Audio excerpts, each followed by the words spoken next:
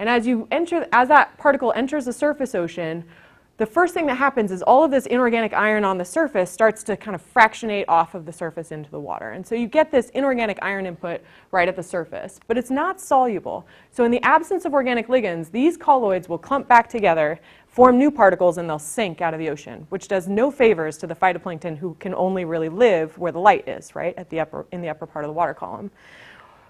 What my PhD student has shown is that the presence of organic ligands, and we use model ligands based on laboratory and culture work, actually pull some of that iron from these inorganic colloids into a soluble organic complex, allowing that iron to stick in the surface waters.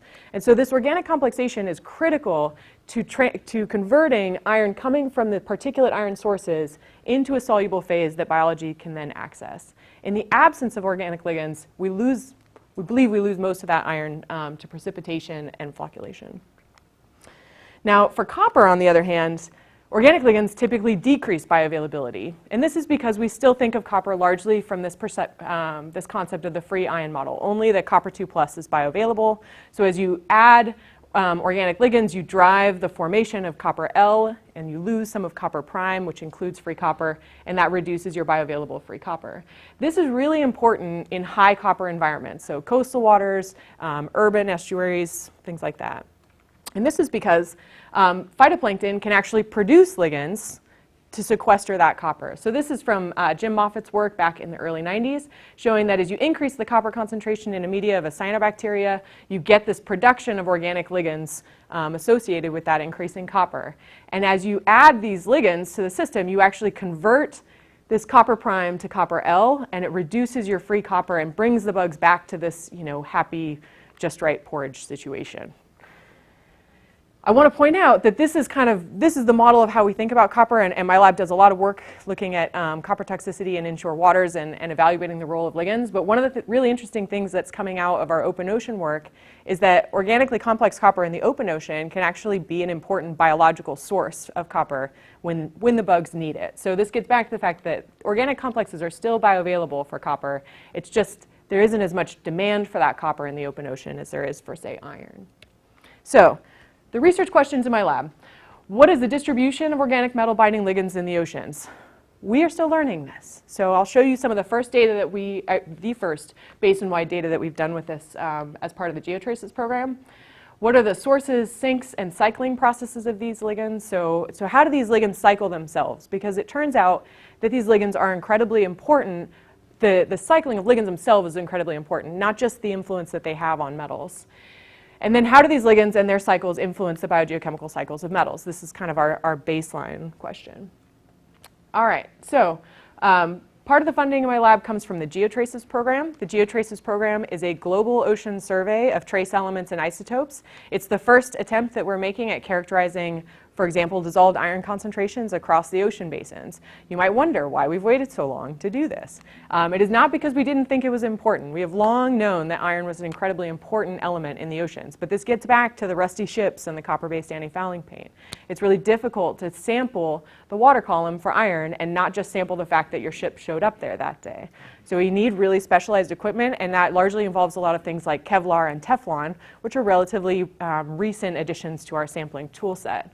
The Geo Traces program, 30 countries are involved in this. We started this in 2010. It will take 10 years for us to accomplish our baseline survey data, which will follow these maps. The yellow lines are the ones we have completed so far. The black lines we've completed as part of the International Polar Year cruises, and the red lines are the ones that are planned and coming up soon. We will also be conducting, as a program, process-based studies. Every country is approaching this differently. In the US, we anticipate starting the process studies towards the end of that 10-year bracket. And then this covers basically every element in the periodic table, give or take, the relevant isotopes and the compounds that are used as tracers. For the US program, the US has covered 3 of these legs: the Arctic leg up here, the North Atlantic zonal transect I've outlined in white, and the East Pacific zonal transect I've also outlined in white. These 2 in white are the ones that I did the iron speciation for and measured the iron binding ligands. And this is the results for these. So the North Atlantic is here on the left, and this is going, and it's kind of hard to see, but the north-south leg is this right panel. The east-west cross basin is the blue panel. In the East Pacific, this is just the east-west, so this is the east side of the basin, this is the west side of the basin. Depth going down. This is dissolved iron in both. I left the scales exactly the same. This is the excess strongest iron-binding ligands. So these are the ligand concentrations we measured in excess of dissolved iron. Nearly all of the iron, 99.99%, is bound by organic ligands, and that profile would look very similar to dissolved iron. And then total ligand concentrations, includes not only the excess strong ligands, but also a weaker ligand class that we measure in these samples. And what you can see, first of all, in the iron, is you can see the influence of the continental margin, right? So this point right here where these two legs cross is right off of Africa. Not surprising, you see some influence there, but also from, these are low oxygen waters where you have high productivity in the surface waters, and you remobilize iron at depth. This pronounced feature here, these are hydrothermal vents. So one of the big things we've seen from the Geo Traces program is that there is an incredible amount of iron coming out of these hydrothermal vents, and it is not just local. So in the Atlantic, we kind of catch more of this local signal. In the Pacific, we're catching not just what's coming out of the East Pacific rise at this particular vent site, but also probably an advective signal from up the rise a little bit. But this is something like 4,000 kilometers, right? So this iron signal is propagating across the ocean basin, which is pretty exciting and is due to organic complexation. So one of the other things we see is this depletion of the excess stronger ligands in the eastern side of the basin in the Atlantic and throughout the Pacific. This appears to be an aging effect, that we are seeing strong iron-binding ligands in excess in the Atlantic, younger waters of the Atlantic, and as those waters age, we're seeing degradation of that ligand class.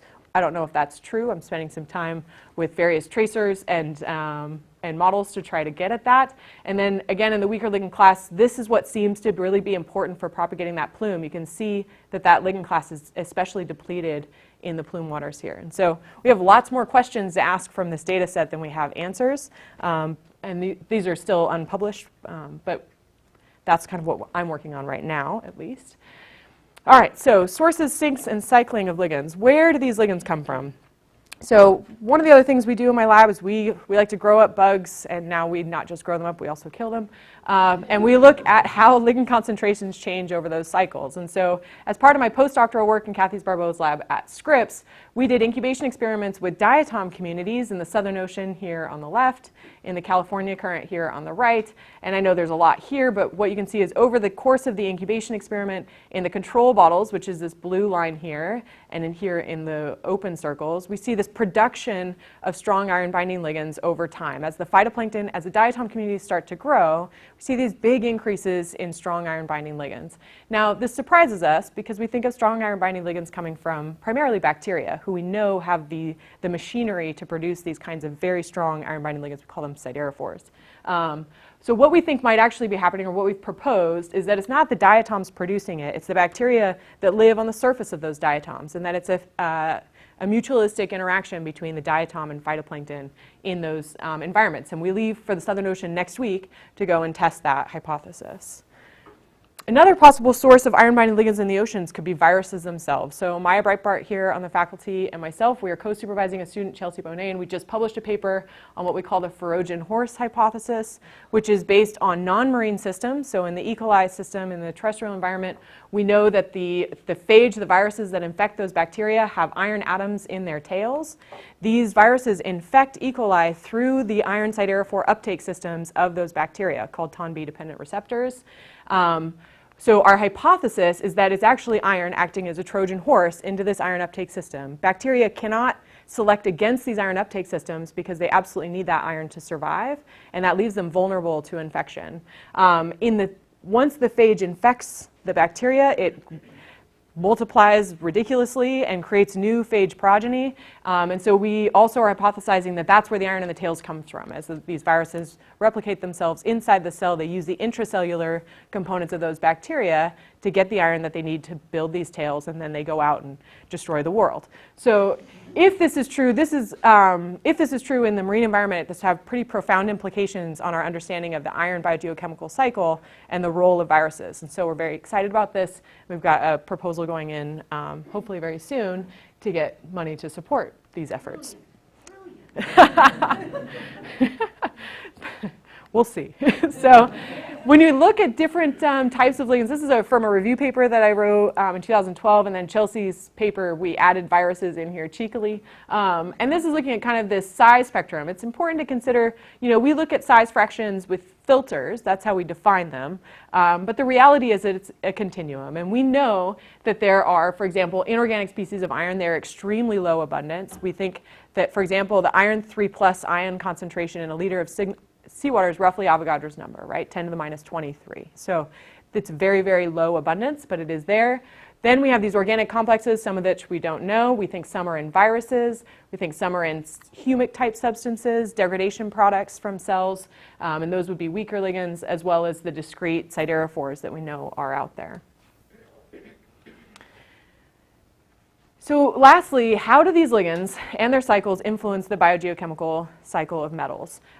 This is something that kind of started us down this path, and I think so I just wrote an article for the Ocean Carbon and Biogeochemistry Program's newsletter, and I realize this is also very complicated for you, but over here is kind of looking at cycles on the interfaces and cycles in internal cycling, and it's all very complicated. But the point is that there isn't iron dissolved in the ocean, in my very biased personal opinion, without organic ligands. And so it is really important to consider that every time you have an iron source, it is probably coming in already complexed to an organic ligand by function. Otherwise, it would have been lost to the sediments before it got there. Some of the exceptions are hydrothermal vents, where we know we have these inorganic iron sources coming out. Very cool work coming out of Brandy Toner's lab as part of our Geo Traces study in the East Pacific Rise is that the bacteria that are associated, so at hydrothermal vents, you get chemosynthesis, which is another type of autotrophy. It creates a dissolved organic carbon plume. Bacteria then grow on that dissolved organic carbon plume, and what they find is that they produce siderophores that bind that iron and actually solubilize some of that iron coming out of the vent and allow it to propagate outside of the plume itself, which is very exciting and consistent with our speciation data from the plumes. We also know we get inorganic iron coming in from dust, but there's also some evidence that even on the surface of dust particles, little persistent bacteria on there are producing siderophores on the surface of the dust and solubilizing some of that iron as well. So, the more we look into this, the more kind of exciting it gets. One of the really interesting things that's come out of some of the work we've done looking at the role of ligands themselves, kind of not just iron bound to ligands, is that in modeling studies, if you do a global biogeochemical model of iron in the oceans, and if anybody knows modelers, they do these things called sensitivity studies, which are like turning little knobs, right? They like turn a knob and see what happens, see how close they get to representing the actual concentration distributions that we measure out there. And one of the things that they have found is that if you double the ligand concentration in those models, you change the iron concentration more than if you double the dust deposition to the surface ocean. So ligands have a more pronounced influence on iron chemistry in the oceans than iron inputs themselves. And that is because those iron inputs cannot stick in the surface ocean or in the water column at all, really, without organic complexation. So I'm not, as I promised, not just interested in iron. I swear we do. We just get a lot more funding for iron. But for copper, not only can we measure the ambient organic complexation of copper and calculate how much free copper is there and say something about whether or not a system is toxic for copper, which can be very useful in inshore waters where copper concentrations exceed water quality guidelines. But we can also predict copper toxicity from the titrations that we do in the lab. And so what I'm showing here, and this is preliminary data we haven't published yet, but is based on work I did in my thesis in San Francisco Bay, is that as you increase the copper concentrations, if there was no organic complexation, you would kind of expect that the log-free copper would just shoot straight up through the roof, right? But depending on the ligand pool in that sample, you get this curve, this bend. And I put this red box here because at 10 to the minus 11 free copper, all the bugs are dying, even the diatoms. And what's really interesting is that in the same estuary, in two very different sites, this one here is in Grizzly Bay, which is a system that is influenced by a lot of marshlands there, natural marshlands that have been preserved, versus this site here, which is right under the Golden Gate Bridge. You reach toxic free copper concentrations at much lower concentrations of total dissolved copper under the Golden Gate Bridge than you do out in this, by more than an order of magnitude, than you do up in Grizzly Bay, even though the dissolved copper in this system is an order of magnitude higher than the total dissolved copper in this system. And so copper toxicity is not a function of the concentration of copper. It's a function of the speciation of copper. And the presence of organic ligands, particularly ligands that seem to be coming from these natural marshlands, are incredibly important towards buffering elevated copper concentrations. And so one of the parts that came out of my thesis was some work funded by the EPA to establish site-specific water quality guidelines for copper. And that's something that I would like to work on here in the local waters if I can manage to convince Sea Grant to fund work. We'll see about that. All right, so I'm going to end. These are the questions in my lab, and I'll take any questions that you have for me. Do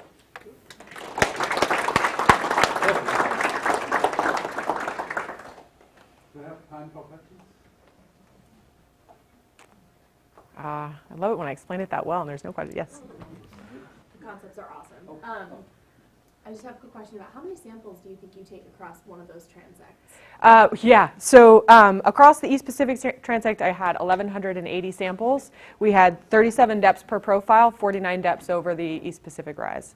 My entire PhD thesis was roughly 28 samples. Well, it was 29, but one of them I threw out. So this is a completely different scale of operations, and it's a labor of love, to say the least. That's really comprehensive. So That's right. That's a great thing. Yeah. Pros and cons. You get to that resolution and you find that the data stop looking beautiful, right? And I think that reflects the fact that ligands are incredibly dynamic. You know, I think that they stick to particles. I think they come back off of particles. And so in order to have kind of what I think of as sort of chaos in those profiles, on that level, you have to have processes that are more rapid than the eddy diffusivities in that water column, right? And so that suggests a really dynamic system. And we will be doing experiments in my lab later this winter with a colleague looking at some of these particle dynamics. I think you have a question. So I think it's very exciting to see the global map of the iron distribution from the major programs. And wondering, besides that, will they also cover the temporal distribution of the availability? I'm asking this question because the growth of phytoplankton in the ocean is very spiky. And it will occur not only at the right position, but also at the right time of the year. Yes. So I'm wondering whether the single cycle of the iron availability will catch up with what we have seen. I love that you asked that question. So on a first level, no. So Geo Traces is about getting these are the very first basin-wide looks of dissolved iron concentrations in the ocean, full stop. And so this is a baseline study. It's to get just what's out there, right? And then the idea is that as PIs and other people in our field, we then can look at those and target proposals. I just submitted a proposal to do the temporal study at BATS. It is honestly my 8th attempt to get that funded. I remain hopeful because somebody's got to do it, right? It's really important, and iron is incredibly seasonal. We chose BATS, the Bermuda Atlantic Time Series study, because it's that crossover station for geotraces, which means that every cruise for geotraces in the North Atlantic is obligated to sample that station, but they do so at different times of year. And so I just published a paper comparing my data to the Dutch data, and we get beautiful agreement in the deep sea, but in the upper water column we see something really different. And I think it's because they were there in June, and I was there in November, and we were there in different years. And we really have a poor understanding of what, and as anyone who's been out near BATS knows, that's a pretty dynamic system, not just seasonally, but also with eddies and other transport. So we have a long way to go there. Brianna? So when you were doing the kind of copper water quality work in different areas, different estuaries, I was wondering, did you see any kind of effect of kind of, for instance, where marinas were in an estuary, whether it was like they're like higher up or lower down, and what kind of effect that had? Yeah, so in this San Francisco Bay study in particular, we don't see a really big impact there. Where we really saw it, so Grizzly Bay is where the copper concentrations are highest, and that is a naval graveyard. So that's where they run the Navy ships like into the ground, right? And so we sampled really near there, and the copper concentrations are through the roof. But it's also surrounded by a marshland, which buffers that copper toxicity. There's a really beautiful paper by Jim Moffat in the 90s in 2 East Coast estuaries, one that has a drawbridge that is low enough that kept sailboats from going in, and one that was open. And he showed pronounced differences in copper toxicity in these 2 harbors right next to each other. That's a function of those antifouling paints. And so antifouling paints are a big one. My student in Bermuda did do a survey of copper toxicity in Bermuda waters, and in in the harbors there, you can really see those antifouling paints. In fact, I actually have a collection of antifouling paints in my lab for experimental studies. Maya, last one? This is actually, I think, building on Yoon's question, but do you expect there to be diel variation in ligand concentrations in any system? You would, because they're often photoreactive. So some siderophores, we know that some marine siderophores are highly photoreactive, some are not. It makes a difference whether the ligand is bound to the iron or not. So I would absolutely anticipate that. You can also photochemically reduce iron 3 to iron 2, and that would often release it from an organic complex, further complicating that question. We need to move on. Well, thank you for questions. If you have more, Chris sits in the other building. Perhaps today. No, not today she doesn't. Yeah, today is not a good time. So just go to her office. I'll be at the barbecue this afternoon. Next, we're going to have Kendra Daly, professor in biological oceanography, talking about marine ecosystems. Can't make this thing, come on. I need that. You can wear that. I know. That was my reaction too. Clothing with pockets. It's got a clippy thingy.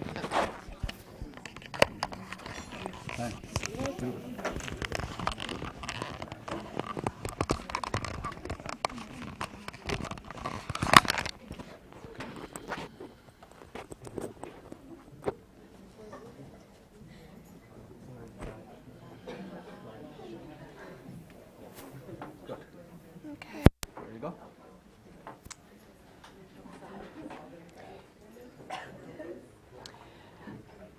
So as Chomen said, I'm a biological oceanographer, but my expertise is more in zooplankton ecology, zooplankton being the small animals that live in the ocean. And in order to understand zooplankton ecology, I also have to understand phytoplankton ecology as well as the dynamics of upper level predators, because as the intermediate trophic level of the food web, zooplankton are the major grazers on phytoplankton, which are at the base of the food web, but they're also the primary prey for the upper trophic level predators.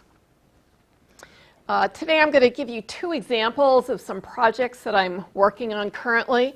One is the Deepwater Horizon oil spill, and the other is in McMurdo Sound in Antarctica. And how do I forgot to ask? Just push the... There we go. Oh. This page down, page up. This is the laser. Oh, that's going to confuse me. Yeah. Okay. All right, so the first example I want to show you is some work that I'm doing with Andrew Remsen, who was received his PhD in this college some time ago. Kurt Kramer, who received his PhD in computer science over on the main campus in Tampa, and George Jackson, who is a professor emeritus at Texas A&M University and has retired to Bainbridge Island, which in Washington, which is a gorgeous place. I'm very jealous. So what we're working on is looking at the seasonal interannual patterns of marine snow. So this is somewhat of a departure from zooplankton, but I'll explain how it's all